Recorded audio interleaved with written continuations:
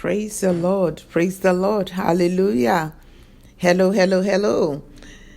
I want to talk to you today about rebuilding trust after adultery. So I want to pray and talk to you a little bit about it. Father, we are asking for your presence and your wisdom upon today's prayer.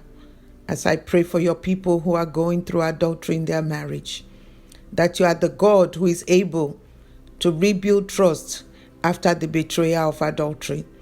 You're the great I am, all-powerful God, all-knowing God, all-wise God, all-capable God. You're able to transform and transition this marriage to a new level, to fresh rejuvenation. So I thank you for it. In Jesus' name, amen. So rebuilding trust after adultery. When there's been a betrayal with adultery in a marriage, the first thing you feel is shock, all kinds of emotional up and down and trouble. It's what you feel. Even though you knew something was not right, something was different, but you still feel surprised and shocked. Whether you are newlywed or you've been married a long time, adultery is a difficult thing to experience. It's like death of a loved one. I pray that God will show you what to do and how to come to terms with this sadness. May He show you and enable and empower you to move forward and save your marriage. I pray that the Holy Spirit will deeply convict the heart of the cheating spouse of this serious wrongdoing, that they will truly repent. May God, who knows all things, comfort you, and the cheating spouse will repent. And I pray that God will keep you and He will preserve you. Father, you will strengthen your child. You will give this child of yours wisdom to go through these tough times. I pray this evil will not destroy you. It will rebuild you. This shame will not bring you dishonor, but bring you honor. It will not destroy your marriage.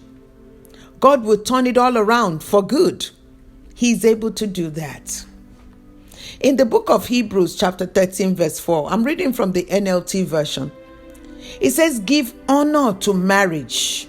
Remain faithful to one another in marriage. God will surely judge the people who are immoral and those who commit adultery. That's God's word. To the betrayed spouse, know that if your spouse does not repent, God will judge him or her. Do not go around feeling, oh, this is unfair. Maybe I need to do the same thing. This is not the right response. This is the situation that God have allowed to come into your life, even though He doesn't want it, but you have to respond correctly. Your response is going to make all the difference. I pray that the cheating spouse will be sorry and sensitive to the feelings of his betrayed spouse and be willing to be honest and tell the whole truth. Be willing to work with your partner to bring an end to an ungodly relationship that is interfering with your marriage. In the name of Jesus, today, by the great power of God, I pray that anybody that your spouse have been involved with emotionally in that relationship, it shall be destroyed. That emotion between them shall be destroyed in the name of Jesus. Do not give power to the one your spouse is cheating with. Avoid making that person the center of focus in your home. Set time for a fair conversation, maybe 15 to 20 minutes. Don't let that affair take over your lives. Don't let it take over the environment in your home. The quicker you can walk through this and move forward, if you have chosen to forgive, which is the right thing to do based on what the Bible says, God will help you. Because we have been forgiven much, God is asking us to also forgive, even in adultery. I pray that the Almighty God will save your cheating spouse and deliver that spouse from immoral bondage ungodly ways, selfishness and self-centeredness in the name of Jesus. I pray you will receive the grace to truly forgive and move forward so that you can have peace and have the freedom of God in your life. God has great plans for your life. This is not the end of your life. Trust can return if you both are willing to work on this. You are going to have to deal with this gradually, taking one day at a time. Yes, there will be suspicions. It is the obligation of the cheating spouse to do everything within his or her power to convince the spouse that you are being faithful, you are being truthful, knowing where your whereabout is, letting your spouse know your whereabout at all time as much as possible. Trust can return. And I pray that trust will be rebuilt in your marriage in the name of Jesus. Father God, by your great grace, let the trust in this marriage be restored. Let it be resurrected. Let the peace be restored. Let the faith be restored. Lord, don't let the enemy of this marriage prevail. Don't let the enemy of this marriage win in the name of Jesus. During this time, the wound is still fresh. Your emotion is still all over the place. You're angry, you're frustrated, you're afraid. You have all kinds of emotion. I pray for you. Almighty God will touch your heart. He will touch your heart and mend the brokenness. God will let you know that He is still your God. He will comfort you. I pray this emotional devastation will come to a quick end very soon. And there will be joy and peace in your life again, in your home again, in your heart again, in your marriage again. That this drama will come to an end. May God destroy the power that the other person is using over your spouse. That the other person is using to cause marital unrest in your home. In the name of Jesus. I pray for divine separation between them. Let the blood of Jesus be a wall of fire between them and bring division between the midst of this adulterous relationship in the name of Jesus. What the betrayed spouse need is reassurance. More than ever before, he or she needs to know that this affair is not their fault. It's important for the spouse to let them know, I'm the one that made a mistake. And I'm the one that betrayed you. And I'm the one that will do my best to gain your trust again. Talk to your spouse. And I'm encouraging the one that is betrayed. Talk to somebody, your spiritual leader. I pray that you are a Christian, a born-again Christian. Join a support group. Surround yourself with family and friends of people who love you. Avoid depression. Avoid isolation. Avoid oppression. Avoid speaking to even negative people that don't really understand your feelings or what you're dealing with. Amen. And God Himself will comfort you and restore you. Begin to talk to each other. This is a restoration process. Conversation is really important. Honest conversation. Talk about what attracted you to each other in the first place. Complimenting is very important during this time. Purposely work on laughing together again.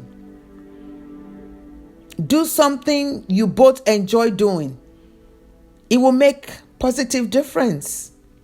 Share your experience together and make time for each other. Maybe set date nights that you both can look forward to, that you can make exciting. Jesus knows your pain. He will heal and deliver you. He's close to you. He will mend your broken heart. He will heal you and restore you again. I pray for the cheating spouse. It is the desire of God for all sinners to confess and turn from their sin, that He may forgive them and cleanse them from all their unrighteousness. Today I pray for you that you will turn from your ways and ask for forgiveness so that God will forgive you and transform you. In Jesus' name. The Bible says to run from sexual sin, because it says whoever commits sexual sin actually sinned against his own body. A person who commits sexual sin is becoming one with the people you are committing sin with. Your life is like a pie. You're splitting it up with all the people you're committing sexual sin with. You're splitting up your virtue, your glory, your lifespan, your blessing, your health. You're splitting up all the good things that God have given to you. You're dividing it by all the people you're becoming one with and having soul tie with. Every time you have intercourse with somebody else, you're becoming one with them. And you're splitting all the good things God has put in you with those people. I pray for you that as you repent of your adultery, that God will forgive you, and the people that you have hurt will forgive you. And those soul tie that you've had all over the place, by the blood of Jesus, it is destroyed. Both in the physical realm and in the spiritual realm. And that destruction, that separation between you and them shall be permanent in Jesus' name. Father God, I pray for all those that have been affected by this destructive adulterous affair, that you, God, will repair them. I pray for godly repentance by the cheating spouse, a change of heart, so that there may be speedy restoration, reconciliation between the husband and wife, in the name of Jesus. Father God, send your consuming fire of the Holy Ghost to destroy the spirit of adultery in this marriage. In Jesus' name, I pray the blessing of Almighty God on your marriage, on your life, on your family. Be blessed with all manners of blessing. May the Lord put the enemy of your marriage to open shame. In Jesus' name, I pray right now for every husband and wife that is struggling with adultery, that God will bring healing to your marriage. Lord, rebuke the spirit of adultery. Bring repentance. We pray for the cheating spouse, that they will hate what they are doing, and their family will no longer be hurt by their behavior. In Jesus' name. For the one that was cheated on, let me remind you who you are. You are special. You are a good person. You are loved by God. You are beautiful. You are an amazing person. You are fearfully and wonderfully made. You are a great one. And God has great plans for you. God will not fail you. Stay strong. Stay hopeful. Your best days is ahead of you. God is not finished with you yet. He'll do an amazing thing through you even after this adultery. Amen. I want to pray, if you don't know God, receive Jesus in your life. Just ask him into your heart to be your Lord and Savior. And he will come in, and he makes all the difference. In the name of Jesus. It helps to have Jesus on your side. The times that we are in, we need to have Jesus. Amen. Praise God. I appreciate you for tuning into this channel. I ask you to please subscribe to our channel so we can notify you of new videos that comes out. And also, most importantly, keep you on our prayer list. God bless you. May God bless you for real. May God bless you indeed. And may the Lord bless you forever. Amen. Shalom.